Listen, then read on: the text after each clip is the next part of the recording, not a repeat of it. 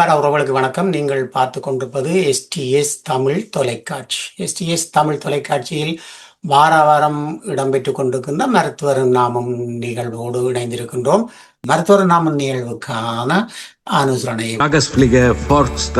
ஈழத்து பெண்மணியால் ஜெர்மனியில் வதனி செல்வநாதன் அவர்களால் உருவாக்கப்பட்ட முதியோர் பராமரிக்கும் இல்லம்.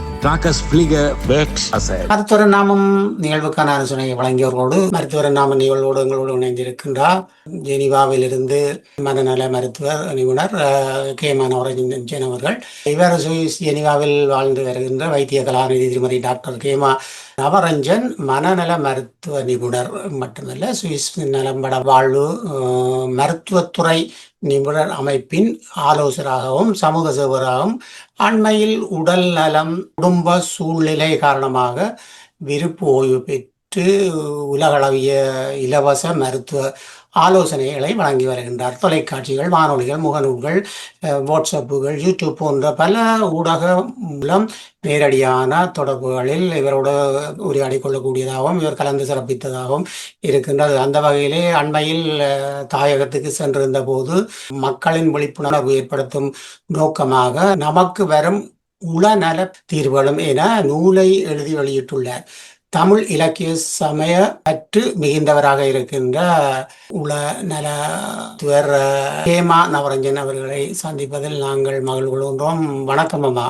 வணக்கம் திரு தேவராஜா அவர்களுக்கும் மற்றும் அனைத்து டெக்னீஷியன்ஸ் பங்கெடுக்கும் அனைவருக்கும் மற்றும் எஸ்டிஎஸ் டெலிவிஷன் பார்ப்பவர்களுக்கும் அனைத்து தமிழ் மக்களுக்கும் வணக்கம். நான் முதலில் திரு முல்லைமோகன் சார் அவர்களுடன் நீண்ட காலம் பயணித்தேன். இந்த எஸ்டிஎஸ் டிவியில் பேட்டி கொடுத்து கொண்டு அவருடன் மிகவும் நல்ல ஒரு இணக்கமான சூழ்நிலையில் அன்பாகவும் பொறுமையாகவும் மிகவும் நன்றாகவும் பயணித்த பல வினாக்கள், பொதுமக்களுக்கு தேவையான வினாக்களை மிகவும் சிறப்பாக செய்து கொண்டிருந்தார். திடீரென அவர் மரணித்தது எனக்கு அழ்ச்சியாக இருக்கின்றது. அவரது குடும்பத்துக்கு எனது ஆழ்ந்த அனுதாபங்களையும் இறைவனை அடைந்து அவர் ஆத்மா சாந்தி அடைய நான் கடவுளை வணங்கி கொண்டு இன்றைக்கு மனச்சோர்வு என்ற தலையங்கத்தில் முக்கியமாக குறிப்பாக புலம்பெயர் தமிழர்ல என்னென்ன பிரச்சனை, மற்றது பெண்களுக்கு என்னென்ன பிரச்சனைகள் போன்ற பல விடயங்களை ஆராய்ந்து அதுக்கான வழிமுறைகளை தீக்கிர வழிமுறைகளை தர காத்திருக்கு. அல்லது நாங்கள் மிகுந்த இடைவெளி நீங்கள் கூறியது போல நண்பன் முல்லைமோகனை இழந்தது ஒரு மாபெரும் இழப்பாக எங்களுக்கு கூட இருக்கின்றது. அந்த வகையிலே என்னுடைய ஆத்ம சாந்திக்கு நீங்கள் வேண்டிக் கொள்வதையிட்டு நாங்களும் ஏற்றுக்கொண்டு இப்பொழுது மருத்துவர் நாமக்குள் நிலைய இருக்கின்றோம். மருத்துவர் நிகழ்விலே நீங்கள் பார்க்க இருக்கின்ற இன்றைய பார்வையாக இந்த மனச்சோர்வு பற்றியது. மனச்சோர்வு என்றால் என்ன, இதனால் ஏற்படுகின்ற காரணிகள் என்ன என்பதை. மனச்சோர்வு இது நான் கனகாலமாக நாங்கள் டெலிவிஷனிலேயோ இந்த ஐரோப்பா கண்டத்தில் உள்ள தமிழாக்களோ இல்லாட்டி நீங்க உலகளவிலேயே நாங்கள் டிப்ரெஷன் என்றதை மொழிபெயர்க்கல டிப்ரெஷன் அதால மன அழுத்தம் என்றே கதைத்து கொண்டு வந்தோம். ஆனால் நான் புத்தகம் எழுதி எனது ப்ரொஃபசர் சோமசுந்தரம் அவர்களுக்கு கொடுத்த போது அவர் எனக்கு தமிழகராதி எடுத்து அனுப்பினர். அதில் மன அழுத்தம் என்றால் அது ஸ்ட்ரெஸ் என்றும் மன சோர்வு என்றால் தான் டிப்ரெஷன் என்றும் அவருங்களை திருத்த சொல்லி கேட்டுக்கொண்டார். அதால நான் இப்ப திருத்துகின்றேன் என்றாலும் எனக்கு அந்த நான் டிப்ரெஷன் என்று மன அழுத்தம் என்று கதைத்தே பழகி விட்டதால கொஞ்சம் கஷ்டம். டிப்ரெஷன் என்று கூட கதைப்பது எனக்கு இலகுவாயிருக்கும் என்று நம்புகின்றேன். தமிழ் பற்றாளர்கள் என்னை கோவியாமல் மன்னித்தருளுமாறு கேட்டுக்கொள்கிறேன். முதல் சுகாதாரம், ஹெல்த் என்றால் என்னென்றால் எங்களோட உலக சுகாதார நிறுவனம், நான் இதை ஒவ்வொரு முறையும் சொல்லுகின்றேன். ஏனென்றால் பல மக்கள் மனநல பிரச்சனைகளை ஒரு பொருட்டாவே எடுக்கின்றார்கள் இல்லை. அவர்கள் உடல் உபாதைகளைத்தான் ஒரு நோயாக எடுக்கின்றார்கள் ஒழிய மனநல பிரச்சனைகளை பொருட்டாக எடுக்காததால் அதிக அளவு மரணங்கள் உலகளவில் நடந்து கொண்டிருக்கின்றது. இதுக்கு உண்மையான காரணம் அவர்கள் சுகாதாரம் என்றால் என்னென்று விளங்காது. உலக சுகாதார நிறுவனம் சொல்லுகின்றது உடல் நலம் அத்துடன் மனநலம் சமூக நலம் மூன்றுமே சரியாக இருந்தால்தான் அவர் ஒரு சுகாதாரமுடையவர், ஒரு மனிதனோ இல்ல ஒரு சமூகமோ ஒரு மனிதன் சுகதை என்று எடுத்துக்கொள்ளப்படும். ஆகவே மனநல பிரச்சனைகளை முதல் அனைவரும் கருத்தில் உங்களுக்கு இருக்கின்றதா என்று முதல் ஆராய்ந்து பிறகு அந்த என்னென்ன பிரச்சனைகள் இருக்கின்றது என்று பார்த்து அதுக்குரிய நோய் அறிகுறிகளை பார்த்து உங்களுக்கு அதுக்குரிய தீர்வுகளையும் நீங்கள் கண்டறிஞ்சு அதுக்குரிய பலனை பெற வேணும். இல்லாவிட்டா பல மரணங்களை நாங்கள் தவிர்க்க முடியாமல் போய்விடும். உங்களோட குடும்பமோ உங்களுக்கு தெரிந்த நண்பர்களோ யார் என்றாலும். ஆகவே நீங்கள் சுகாதாரத்தை பேணுவதற்கு மனநலத்தை முக்கியமா கருதுவோம். இதுல நாங்க இப்ப மனச்சோர்வு என்று பார்த்தால் மூளையில பல ரசாயனங்கள் சேர்க்கையால நியூரோன்ஸ், அதாவது சொல்ற நரம்பு பிணைப்புகளால ஆனது, அதுகள்ல பல ரசாயனங்கள் செக்ரியேட் பண்ணி அதுகள்ல வர குழப்பங்களாலையும் வரலாம். மற்றும் நாங்கள் ஹியூமர் என்று சொல்றது, அதாவது மனநலம் சாதாரண மனநலத்தை விட எங்கள் ஒவ்வொரு தினம் செய்கிற செயற்பாடுகளோ அல்லாட்டி எங்களால் இயலாம போற ஒரு நிலையத்தான், அதாவது தாழ்ந்த நிலையை நாங்கள் அடியேக்கல அதை மனச்சோர்வு என்று சொல்லுகின்றோம். அதாவது ஸ்ட்ரெஸ் அதிகமாகும் போது மனச்சோர்வு, அதாவது டிப்ரெஷன் ஏற்படுகின்றது. இப்போது அதை ஏற்படுத்துகின்ற காரணிகள், டிப்ரெஷனை ஏற்படுத்துகின்ற காரணிகள், அதை நாங்க 2 வகையாக பிரிக்கலாம். Internal factors, external factor. Internal அகக்காரணிகள். அகக்காரணிகள்ல நாங்கள் சொல்லலாம், முதலாவது பரம்பரை, அதாவது ஜெனட்டிக். 2வது பர்சனாலிட்டி. சிலருக்கு இயற்கையாகவே மனச்சோர்வுடைய குணமுறிகள் அவர்களுக்கு இருக்கலாம், அவர்களோட கேரக்டர் அப்படி இருக்கலாம். மற்றது அது உண்மையா அந்த கெமிக்கல் இம்பேலன்ஸ், அதாவது ரசாயன தொகுப்புகள்ல வார பிரச்சனைகள், உதாரணத்துக்கு செரோட்டோன் குறைவடைவது, அப்படியான பிரச்சனைகளால் இதுகள் வருகின்றது. அப்ப இப்படியான பிரச்சனைகள் வரைக்குள்ள அவர்களுக்கு இது அகக்காரணிகள். இனி புறக்காரணிகளை பார்த்தால் நாங்கள் இதுல பிரச்சனைகளை சொல்லலாம். உண்மையா ஸ்ட்ரெஸ் குறைஞ்சது 2 கிழமையாவது நோய் அறிகுறிகள் இருந்தால்தான் அவரை மனச்சோர்வு என்று நாங்கள் எடுக்கலாம். இது வேர்ல்ட் ஹெல்த் ஆர்கனைசேஷன், உலக சுகாதார நிறுவனம் எங்களுக்கு தந்த டெபினேஷன். அப்ப அதன்படிதான் அது தொடர்ச்சியா அவர்கள் அந்த அளவு சிம்டங்கள், அதாவது எல்லா அறிகுறிகளும் வச்சிருக்கணும் இல்ல, ஆனால் தொடர்ச்சியாக 2 கிழமை இருந்தால்தான் அவர்களுக்கு மனச்சோர்வுடையவர்கள் என்று எடுப்பாங்க. சாதாரணமா இப்ப கதை கேட்கல எனக்கு டிப்ரெஷனா இருக்குது, எனக்கு ஸ்ட்ரெஸ்ஸா இருக்குதுன்னு சொல்லுவதை அது கொஞ்சம் நேரமோ கொஞ்சம் மனத்தியாலங்களோ இல்லாட்டி 4-5 நாளைக்கு இருக்கிற டிப்ரெஷனா இருக்கிறதோ அதுகளை நாங்கள் கிளினிக்கல் வகையா, அதாவது வைத்தியர்களாக நாங்கள் அதை ஏற்றுக்கொள்ள மாட்டோம். இப்ப சும்மா கதைப்பது எல்லாத்தையும் நாங்கள் ஏற்றுக்கொள்வது நல்லதில்லை. அப்ப இதை எல்லாரும் தெரிந்து கொள்ளணும். இனி புறக்காரணிகளை பார்த்தால் முக்கியமாக ஸ்ட்ரெஸ் அதிகம், வேலையில மாற்றங்கள் வந்தால், இறப்புகள் சிலருக்கு விளங்குவதில்லை. ஆண்டாண்ட சோறும் அழுது புரண்டாலும் மாண்டார் வருவரோ இந்த மாநிலத்தில். இது எங்களுக்கு விளங்க வேணும். எல்லாருமே நாங்க ஒரு நாளைக்கு போதான் போறோம். ஆடி அடங்கும் வாழ்க்கையடா 6 அடி நிலம்தான் சொந்தமடா, அதுக்கு மேல நாங்க ஒன்றும் செய்யவும் மேலாது. அப்ப அதை நாங்க ஏற்றுக்கொள்ள பழகணும் உண்டு. இனி காதல்ல தோல்வி இல்லாட்டி இழப்புகள், எங்களுக்கு பிடிச்சவை இறந்த அப்படி ஏதும் இருந்தா, பிரிவுகள், குடும்பத்துல பிரிவுகள், பிள்ளைகளால பிரச்சனைகள், கணவரால பிரச்சனை, மனைவியால பிரச்சனை, அப்படியான இதுகள், விவகாரத்து குடும்ப பிரச்சனை. இனி வாழ்க்கையில பிரச்சனை, கணக்க பிரச்சனை, தினமும் ஒவ்வொரு மனிதனுக்குமே சாதாரணமாக எத்தனையோ பிரச்சனைகள் கொண்டுதான் இருக்கு. இன்பமும் துன்பமும் மாறி மாறி வாரதுதான் வாழ்க்கை. அதை முதல் உணரணும். எந்த நாளும் எங்களுக்கு சந்தோஷமும் பெற போறது இல்லை, எந்த நாளும் துன்பமும் பெற போற இல்லை. அதை நாங்கள் யதார்த்தத்தை உணர்ந்தால் அந்த பிரச்சனைகள் வாரது குறைவா இருக்கு.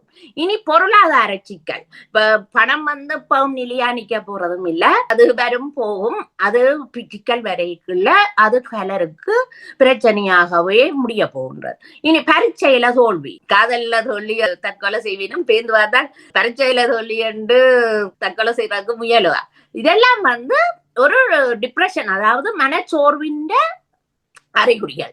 மற்றது உடல் உபாதைகள். இப்ப உடல் உபாதைகள் என்று சொல்லிக்குள்ள நாங்கள் வந்து இந்த பல்வேறு இதுவெல்லாம் சொல்லணும்.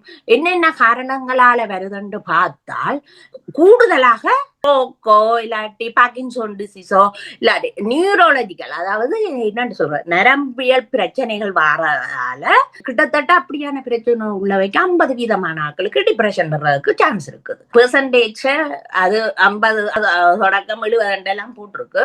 அப்ப கிட்டத்தட்ட வைங்க. மற்றது கேன்சர் வந்தவைக்கு அவைக்கு இப்ப உடல் நோவுகள், தாங்க முடியாத குரோனிக் நோவுகள் இருந்தால் அவர்கள் வந்து மனச்சோர்வு அடைகிறதுக்கு, டிப்ரெஷன் ஆகிறதுக்கு வாய்ப்புகள் உண்டு. இனி ஹார்ட் அட்டாக் வந்த பேஷண்ட், அதாவது இருதயம் வேலை செய்யாமல் அட்டாக் நடந்தவைக்கு காவாசி பேருக்கு டிப்ரெஷன் வர்றதுக்கு சான்ஸ் இருக்கு.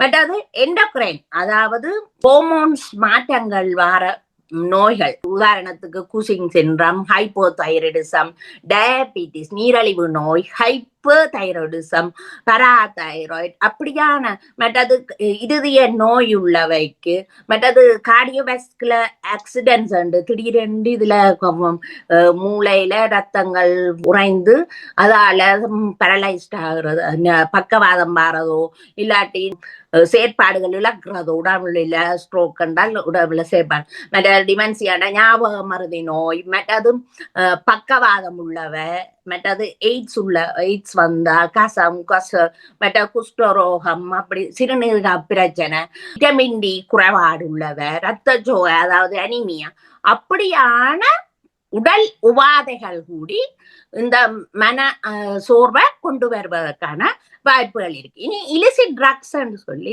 ட்ரக்ஸ் அடிக்கிறவை, அவை கூடுதலான போத மருந்துகள் பாவிக்கிறவ, அல்கஹால் குடிக்கிறவ, ஸ்மோக்கிங் புகைத்தல் செய்யறவ, அப்படியான இதுகளுக்கும். மற்றது சில மருந்துகள் ஆன்டி ஹைப்பர்டென்சிவ், அதாவது ரத்த குருதி சுற்றோட்டத்துல ரத்தம் உயர் அழுத்தத்துக்கு பாவிக்கிற மருந்துகள் வந்து ஏற்படுத்தலாம் இந்த மனச்சோர்வை. மற்றது கோர்டிகோஸ்டெராய்ட் என்று சொல்லி இந்த ஆஸ்மா பேஷண்ட்ஸ் பாவிக்கிறது, மற்ற அந்த நோய்களுக்கு பாவிக்கிறவ, மற்ற பேசோடியசபின் என்று சொல்லி அந்த பயம் போன்ற நோய்களுக்கு பாவிக்கிறவ. மற்றது ஆன்டி ஹைப்பர்டென்சிவ்ல நாங்கள் ஏசி இன்ஹிபிட்டர்ஸ், கால்சியம் பிளாக்கர் எல்லாம் இருக்குது. அந்த டோபாமின் அதுகள் எல்லாம் அநேகம் இப்படியான மருந்துகள் வந்து மனச்சோர்வை கொண்டாடுறதுக்கான வாய்ப்புகள் இருக்கு. பார்க்கின்சோனிசத்துக்கு பாவிக்கிற மருந்துகள், மற்றது இந்த மசில் ரிலாக்ஸ் பண்றதுக்கு போற மருந்துகள், அப்படியான மருந்துகளும் எங்களுக்கு யாருக்குமே அந்த கனகாலம் பாவிக்கும் போது அதோட சைட் எஃபெக்ட்ஸாக மனச்சோர்வை கொண்டு வருவதற்கான வாய்ப்புகள் இருக்கு. இனி வன்முறைகள், வயலன்ஸ், அதாவது குடும்ப வன்முறைகளோ இல்லாட்டி சமூக வன்முறைகளோ இல்லாட்டி தங்களே ஓட்டோ அக்ரசிவ் அப்படியான வன்முறைகளாலேயே அவர்களுக்கு இப்படியான புறக்காரணியாக பலருக்கு ஒரு மன அழுத்தத்தை கொண்டிருக்கின்றது. இந்த மனச்சோர்வு சார்பாக பல பாதிப்புகள் ஏற்படக்கூடியதாக இருக்கின்றது. அந்த வகையிலே இந்த நோய்க்கான அறிகுறிகள் எல்லாம் வண்ணமானதாக இருக்க போகின்றது. இந்த நோயை நாங்க 3 வகையா பிரிக்கலாம். அதாவது மைல்ட், மாடரேட், சிவியர், அதாவது லகுவானது, மிதமானது, கடுமையானது. இது 3ஆக பிரிக்கலாம். உண்மையாக நோய் அறிகுறிகள் எத்தனை அறிகுறிகள், என்னென்ன அறிகுறிகள் காட்டினும் என்றதை வைத்து குறைஞ்சது 4-5 இருக்கும் போதுதான் நாங்கள் வந்து இந்த கிரிட்டேரியான்னு சொல்றது, உலக சுகாதார நிறுவனம் தந்த கிரிட்டேரியாவின்படி நாங்கள் எந்த வகுப்புக்குள்ள ஒரு நோயாளி வந்தால், மனசோர்வோட வந்தால், நாங்கள் அவர்களுடன் கதைத்து இந்த நோய் அவர்கள் எந்த இடத்துல வருவார்கள் பார்த்து அதுக்குரிய மருந்தோ என்ன செய்யணும்ன்றதை முடிவெடுப்பாங்க. அப்ப இந்த நோய் அறிகுறிகள் என்று கேட்கல, உண்மையாவே முதல் வந்து ஒரு மனச்சோர்வுண்டாலே டிப்ரெஷன்டாலே எல்லாருக்கும் தெரியும். அவ அநேகம் கவலையோட இருப்பினும் மேட்டாது இருந்துட்டு சிலர் அழுது கொண்டும் இருப்பினும் அப்படி இடக்கட அழுவினும் அப்படியான பிரச்சனைகள் இருக்கு. மற்றது அதாவது மூட் வந்து மனநலம் வந்து தாழ்வா போறது. அப்ப அப்படி பார்க்கல இனி அவர்கள் வந்து அநேகமானவர்கள் 100% எங்கள் ஒரு சுவிஸ் ஆய்வு சொல்லுகின்றது. அநேகமான ஆட்களுக்கு நித்திர குழப்பப்படும். அதாவது அநேகம் பொதுவாக நித்திர குறைவா இருக்கும். சிலருக்கு விடிய காலமா நித்திர வராது, சிலருக்கு லேட்டா படுப்பினும் படுக்க நித்திர ஆழ்ந்த நித்திரைக்கு போறது கஷ்டமா இருக்கும். அதாவது குவான்டிட்டி அண்ட் குவாலிட்டி என்று பாக்குறது. நாங்க ஒரு மனிதன் வந்து 7 தொடக்கம் 8 மணித்தியால நோமலா படுக்கணும். அப்படி படுக்காத பட்சத்துல நாங்கள் தொடர்ச்சியா அவருக்கு பிரச்சனை இருந்தால் நாங்கள் சிந்திக்க வேண்டும். அடுத்தது இனி அவ வந்து குவாலிட்டி என்ன ஆழ்ந்த நித்திரையில சிலருக்கு போயிடாம இருக்கு. அப்ப அப்படியான பிரச்சனைகள் இருக்கேக்குள்ள நாங்கள் வந்து அவர்களை பற்றி சிந்திக்கணும். மற்றது அவர்களுக்கு ஒரு டிவி டிராமாக்கள் பாக்குறவ வந்து திடீரென்று பேராம இப்ப பிள்ளைகள் வந்து கேம்ஸ் விளையாடி கொண்டு இருக்கிறவ வந்து திடீரென்று கேம்ஸ் விளையாடாம விட்டுருக்கணும். தாழ்வு மனப்பான்மை, சுயமரியாதை, தாழ்வு மனப்பான்மையை மற்றாக்களோட ஒப்பிட்டுட்டு தங்களுக்கு இது சரியில்லை அது சரியில்லைன்னு சிந்திப்பினும். ரெண்டாவது இந்த கலை அநேகமான ஆக்களுக்கு முதல் கம்மியாக அந்த கார்டினல் சிம்டம் என்று சொல்றது கலை வந்து அநேகமானாக்களுக்கு இருக்கும். வாழ்க்கையில நித்தம் செய்கிற செய்திகள் வந்து அவைக்கு செய்ய இயலாமல் இருக்கும். சில இதுகள் தன்னம்பிக்கை குறைவா இருக்கும். மற்றது கான்சன்ட்ரேஷன், அதாவது சிந்திக்கும் செறிவோ இல்லாட்டி அட்டென்ஷன் கவனக்குறைவோ இல்லாட்டி ஞாபக மறதி கூடுறது. மற்றதும் சிலருக்கு வந்து சாப்பாடு வந்து சிலர் கூட சாப்பிடுவேணும், சிலர் பசிக்காது. அப்ப அநேகமான ஆட்களுக்கு பசிக்காது, குறைஞ்சிடும். அப்ப குறைய என்ன நடக்கும்? உடம்பு வெயிட் லாஸ், உடம்பு வந்து நிற குறையும். சிலருக்கு நிற கூடுறாக்களும் இருக்கு, நல்லா பசிச்சு நல்லா சாப்பிடுறாக்களும் இருக்கணும். சிலருக்கு ஓடி திரிவினும், சைக்கோமோட்ரிக் அஜிடேஷன் என்று சொல்லி ஓடி திரிவினும் இருக்க மாட்டேன். சிலருக்கு வந்து பசியாமலே அப்படியே சோர்ந்து போய் அறைக்குள்ளேயே இருப்பினும், தனிமையை பூட்டி போட்டு இருப்பினும், வெளியில ஆக்களோட கதையாயினும் மெதுவா நடப்பினும் அப்படியான பிரச்சனைகளோட இருப்பினும். மற்றது வாழ்க்கையில இனி என்ன எல்லாம் முடிஞ்சுதன்ற மாதிரி யோசிப்பினும், இனி நான் இருந்த என்ன பயன், ஆக்களுக்கு உதவி செய்த கொண்டு வந்தவ உதவி செய்ய மாட்டேன். அப்ப தாங்கள் ஒதுங்கி போய் நிற்பினும். மற்றது என்னடா வாழ்க்கை என்ற மாதிரி தாங்கள் ஒரு சீரோ மாதிரி நிற்பினும். அந்த ஒரு தாங்க இருந்தேன்னா காண போறோம்ன்ற மாதிரி. மற்றது சிலருக்கு வந்து தற்கொலை எண்ணங்கள் வேற பார்க்கும். சிலர் தற்கொலை செய்யறதுக்கு முயலுவிடும். சிலர் உண்மையாவே தற்கொலையும் செய்து போடுவிடும். உண்மையா தற்கொலை செய்வாக்கள்ல கிட்டத்தட்ட 60 பேருக்கு டிப்ரெஷன் மனச்சோர்வு இருந்ததாக கருதப்படுகின்றது. அப்ப சரியான கவனமா இருக்கணும். நாங்கள் ஒரு அலட்சியப்படுத்தாமல் பார்க்கணும். என்னன்னா இப்ப உலக அளவிலேயே தற்கொலை வந்து கூடிக்கொண்டு போகின்றது. மற்றது இந்த செக்ஷுவல் ஆக்டிவிட்டி, அதாவது லிபிடோன்னு சொல்றது, லாஸ் ஆஃப் லிபிடோன்னா செக்ஷுவல் ஆக்டிவிட்டி வந்து குறைஞ்சு கொண்டு போகும். சிலருக்கு வந்து இதுல வந்து மெதுவா இருக்கும்.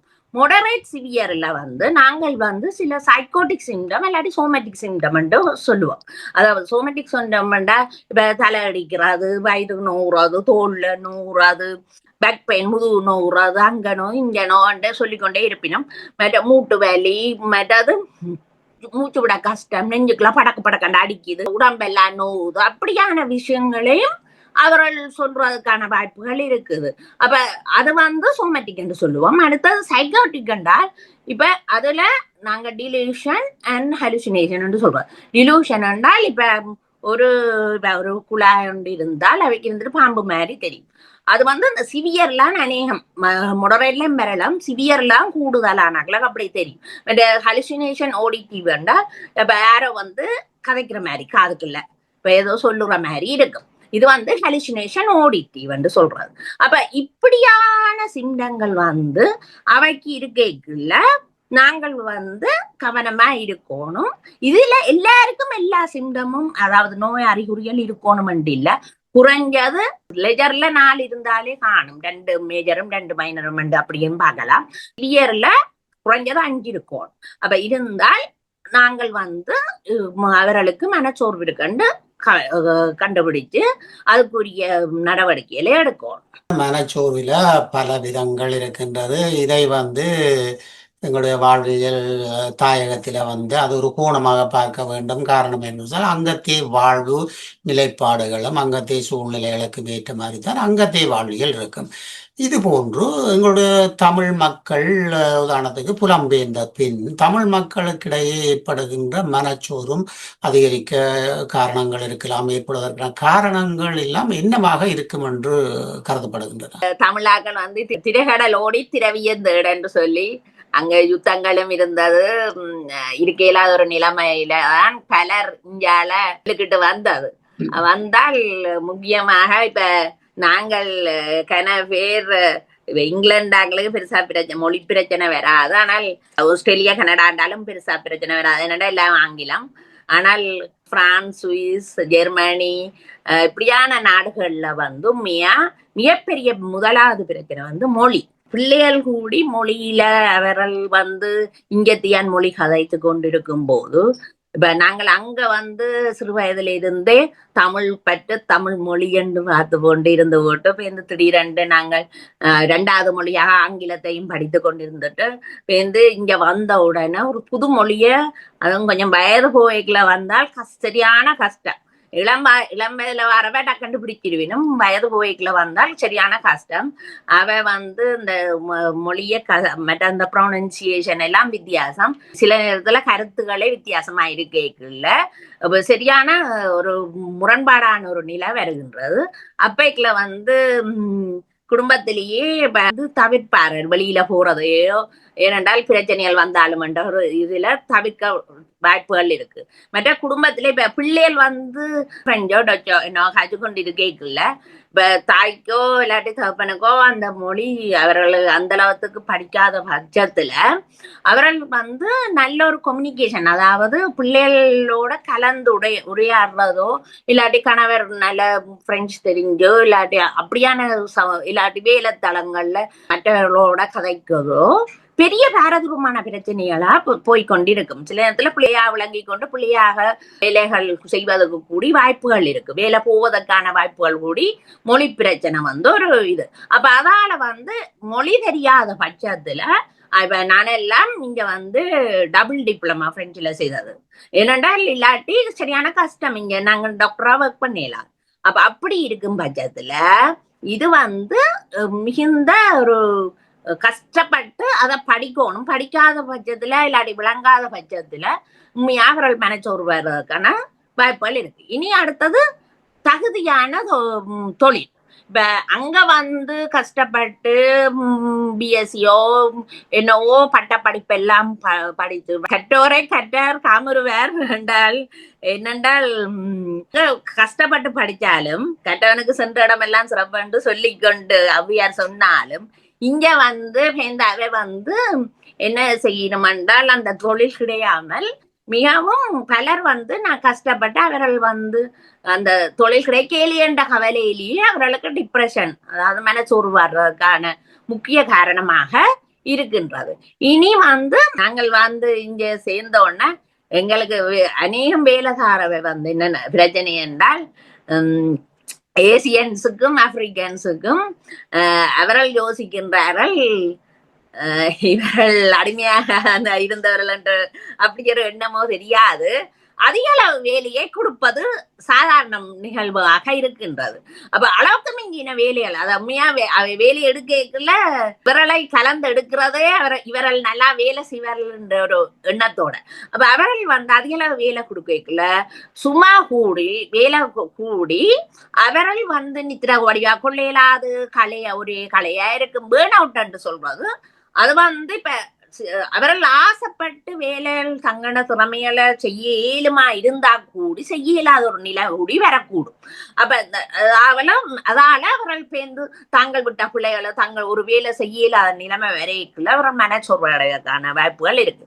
இனி குடும்ப சுமை இப்ப அநேகம் பெண்கள் கூடுதலாக குடும்ப சுமைகள் என்றும் எடுக்கலாம். என்னடா வேலைக்கு போகணும், பேருந்து வீட்டு சமையல் பார்க்கணும், பேருந்து கிளீன் பண்ணணும், அயர்ன் பண்ணணும், ஹஸ்பண்ட் அலுவலர்கள் பார்க்கணும், பேருந்து பிரெஞ்சு படிக்கவோ இல்லாட்டி டச் படிக்கவோ ஏதோ மொழி படிக்க போகணும். அப்ப இப்படியான பல வேலைகள் வந்து பிள்ளைகளை பார்க்கணும். அப்ப எல்லாம் ஒரு பிள்ளைகளை படிப்பிக்கணும், பிள்ளைகளுக்கு டியூஷனுக்கு கொண்டு போகணும், தமிழ் கிளாஸுக்கு கொண்டு போகணும். அப்படி எல்லாம் சுமையால் அதிக அளவு கூடைக்குள்ள அது வந்து சரியான ரூபாய் கொண்டு வரும். அதால மற்ற நித்திரையும் காணாம போயிடும் வேலைகள் எல்லாம் முடிய.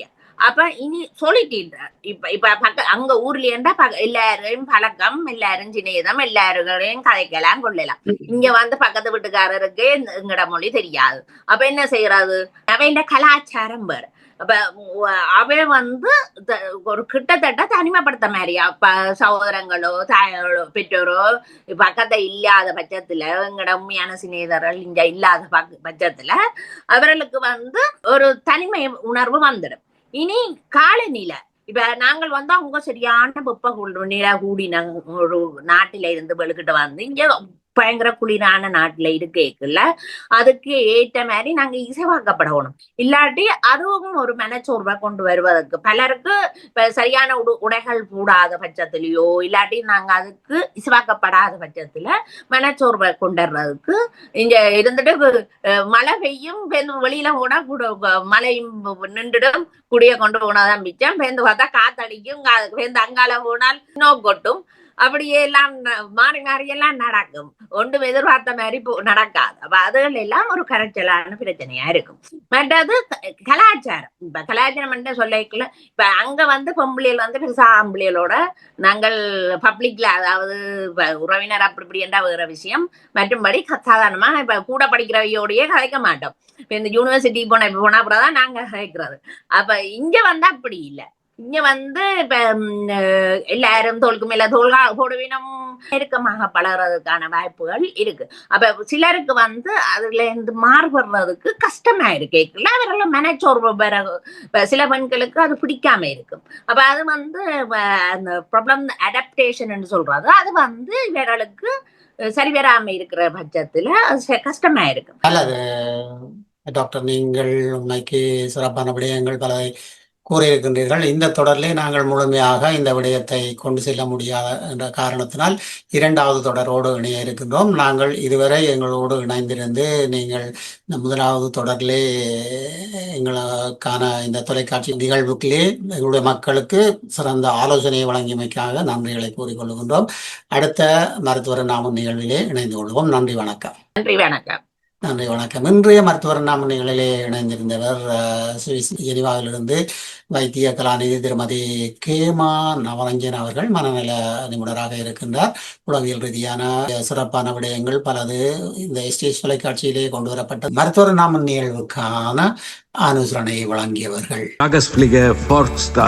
ஈழத்து பெண்மணியால் ஜெர்மனியில் வதனி செல்வநாதன் அவர்களால் உருவாக்கப்பட்ட முதியோர் பராமரிக்கும் இல்லம் மருத்துவர் நாமம் நிகழ்வுக்கான ஆலோசனையை வழங்கியவர்களோடு இன்றைய நிலைகளில் இருந்து விடைபெற்றுக் கொண்டு அடுத்த மருத்துவர் நாமம் நிகழ்வில் சந்திக்கும் வரை நன்றி, வணக்கம்.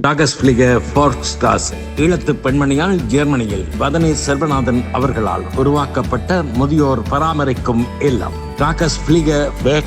இன்றைய இந்த நிகழ்வுக்கான ஒருங்கிணைப்பு செய்து தந்தமைக்கும் பின்னணி நிகழ்வுகளை செய்து தந்த திரு சர்க்குணம் ஐயா அவர்களுக்கும் நன்றிகளை கூறிக்கொண்டு மீண்டும் அடுத்த மருத்துவர் நாம் நிகழ்வில் இணைந்து கொள்வோம். நன்றி, வணக்கம். ஈழத்து பெண்மணியால் ஜெர்மனியில் வதனி செல்வநாதன் அவர்களால் உருவாக்கப்பட்ட முதியோர் பராமரிக்கும் இல்லம் 1000க்கு மேற்பட்டவர்கள் பராமரிக்கப்பட்டு வருகின்றனர். இல்லத்தில் தங்கி வாழ்வோர் வீடு சென்று அழைத்து வந்து நாளாந்த பராமரிப்பு, மருத்துவ உதவி, உடல் பயிற்சி, சிறந்த உணவு வளங்கள், விளையாட்டு பொழுதுபோக்கு அம்சங்கள், சுற்றுலா அழைத்து செல்லல், இன்னும் பல உதவி சேவையுடன் மிளிர்ந்து நிற்கும் முதியோர் பராமரிக்கும் இல்லம். இங்கு வந்தவர்கள் தங்கள் இல்லங்களில் வாழ்வது போல் வாழ்வது இவர்கள் முகமலர்வில் தெரிகின்றது. தொடர்புகளுக்கு K. Vathani Selvanathan, Linden Strasse 16A 68 623 ஹாஃப் ஹை.